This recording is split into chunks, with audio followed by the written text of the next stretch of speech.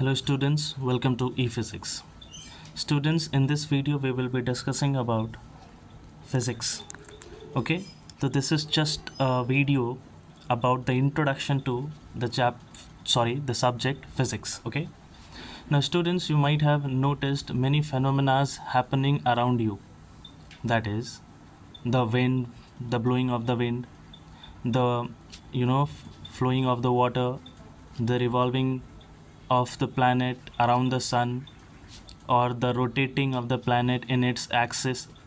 Okay, the formation of rainbow, heating effect of the objects, the functioning of the human bodies, the formation of tide, and many more things. Okay, and all these things that happens in the nature is discussed in physics. Physics is a subject, that is a branch of science, in which we discuss or study about the nature and its laws. Okay, so how can we define physics? If someone asks us what is physics, so we can define it as the branch of science. It is a branch of science in which we study about the nature and its laws. Okay, all the laws, from waking up to going to sleep, all the phenomena that happen in the nature is studied under one subject known as physics. It is of course a branch of science.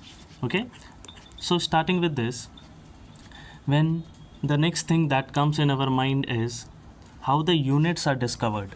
Okay, what is the necessity of discovering the units? Okay, now let us consider, students, suppose we are supposed to compare these two lines. Let us consider line A and line B. How will we compare line A and line B?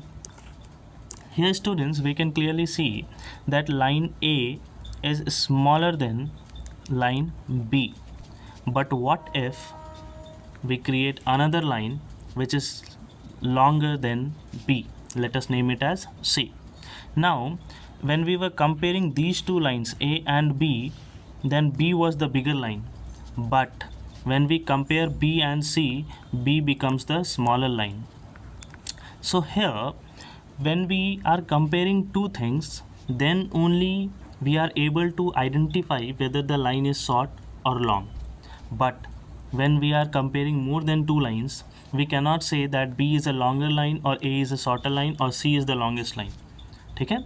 So here, to overcome these problems, the discovery happened about the units. We needed units to compare the the quantities. I mistakenly said objects, it is quantities. Now suppose if we put the name of this length as 1 unit. Okay, and if we measure along with this 1 unit, if we measure this line, suppose this line B is measured twice using line A, 1 unit up to here and 1 unit up to here. So the length of line B becomes 2 units. Okay, 2 units. And let us consider when the same line A is used to measure the length of line C. Let us consider we measured it 4 times. 1 unit, 1 unit, 1 unit, 1 unit. Therefore the line became 4 units. From here onwards, we gave few name to these units, and those were meter. We started with meter. Okay, now when we are supposed to measure the smaller units less than meter, let us consider we are supposed to measure a distance or a length of a line which is smaller than this 1 unit. Then we needed some divisions to be done. So we have compared like we have made it as 1 meter will be equal to, if 1 meter is divided 100 times, then each division will be equal to 1 centimeter. That is 100 centimeter is equals to 1 meter. That is, if we are supposed to measure what is 1 centimeter, we need to divide 1 meter 100 times. Okay, we have to divide 1 meter into 100 parts. Then each and every part will be considered as 1 centimeter. Okay, so this is how we come to the conclusion of finding the units.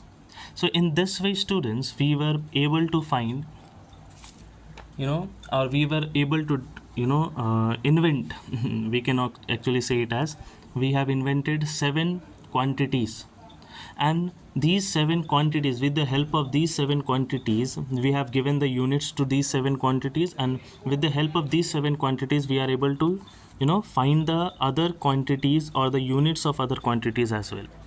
Now let's see one by one each and every quantities. Now students, units are of two types. Okay, units are of two types. Okay, what are those two types? One, the fundamental unit, other, the derived unit. Now students, now we have two units, that is the fundamental unit and the derived units. Now what are the fundamental units? Now students, the fundamental units are the fundamental quantities are those quantities which are independent. Independent means we don't need any other units to in any other quantities or any other units to describe those units. Okay, for example we have length. We don't need any other unit or any other quantity to describe what is length. Okay, so this is a fundamental quantity, and the unit set for the length is considered as fundamental unit. And when we need two or more fundamental quantities to describe any quantity, then we call that as a derived quantity, and the unit set for those quantities are known as the derived units.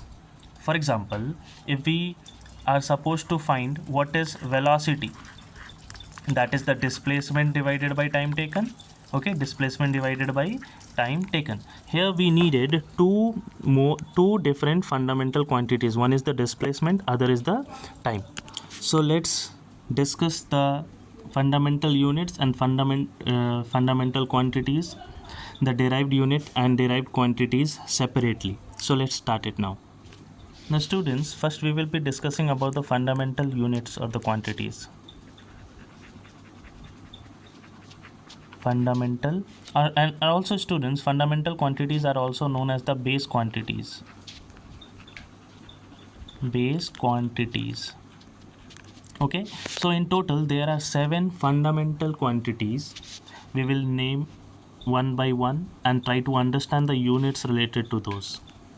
The first that we will be studying is length. Okay, length, and the unit set for the length is known as meter. Okay, meter, and the symbol is small m. Okay, now the next fundamental quantity is the mass, and the unit is kilogram. Okay, it is set as kilogram, that is kg, small k small g. Next thing is time. The third is time, and the name of the unit set is second, that is small s. Then it is the next electric current. Okay, it is the unit's name is ampere, symboled as capital A. Then we have temperature. Okay, then we have a temperature. The unit is Kelvin, capital K, small k over here, and capital K as the symbol. Then we have amount of the substance. I'm writing in short, amount of substance. Okay, amount of substance, the unit is mole, and the symbol is MOL, mole. Clear? Next thing is luminous intensity. luminous intensity. Luminous intensity's unit is candela and its symbol is small c small d, CD written together. These are the 7 fundamental quantities which don't need any other quantity to derive. That is, these quantities are independent in themselves. The units used for them are individual, that they are independent. Meter does not need, the length does not need any other quantity to be described before defining what is length. Mass also does not need any other quantity. Time also does not need, and so on. These 7 quantities does not need any other quantities to derive its units. That is why we call these units as the fundamental units and the quantities as the fundamental quantities. These fundamental quantities are also known as base quantities and the units are also known as base units. Now next, let's move to the derived quantities and the derived units. Now coming to the derived quantities, students, we can see different quantities which have been described. Let us consider, let's start with speed. What is the formula of speed? This can be defined as the ratio of distance traveled divided by time taken. Okay, now speed needs 2 different quantities to describe what is speed. One is the distance, that is the length of the path. The unit of the length of the path is meter, and the next quantity is time, and the unit of time is second. So we have 2 fundamental quantities, meter and second, and these 2 fundamental quantities are needed to describe one quantity, that is speed. Therefore speed becomes derived quantity. Speed is a derived quantity and its unit is meter per second, which can also be written as meter second inverse. Okay, here we have used 2 fundamental quantities, but it is not necessarily needed only 2 quantities. We can use more than 2 quantities, 2 fundamental quantities as well. For example, let's take another bigger example. Let us consider force. We all know the formula of force, that is mass multiplied by acceleration is called force. Here mass multiplied by acceleration can be written as velocity by time, okay, change in velocity by time taken, which can again be written as mass into velocity is again displacement by time, okay, displacement by time, and the time here is already there, we have to write it. So this becomes, the unit for force becomes, for mass it is kg, again for displacement that is the length traveled, that is meter, and divided by time, that is second, and another time, that is another second. Therefore we are using kg meter, okay, divided by second ka square. So we can write it as kg meter per second square, or also we can write it as kg meter per second inverse. Okay, so per second square inverse, sorry. Now here we are using 3 different fundamental quantities to describe one unit, that is known as force. That is why force is also a derived quantity. Okay, force is also a derived quantity because we are using 3, that is more than 1, 2 or more than 2 quantities, fundamental quantities or the fundamental units are needed to describe one unit, that is known as force, and that is why force is also a derived quantity. Okay, so I think that's it with the unit part, because in unit we only needed to understand, and that is the fundamental quantities and the derived quantities that we have discussed over here. I hope you understood the things very nicely. In the next video we will be discussing about the dimensional formulas, the dimensions and the uses of the dimensions. So thank you very much for watching the video.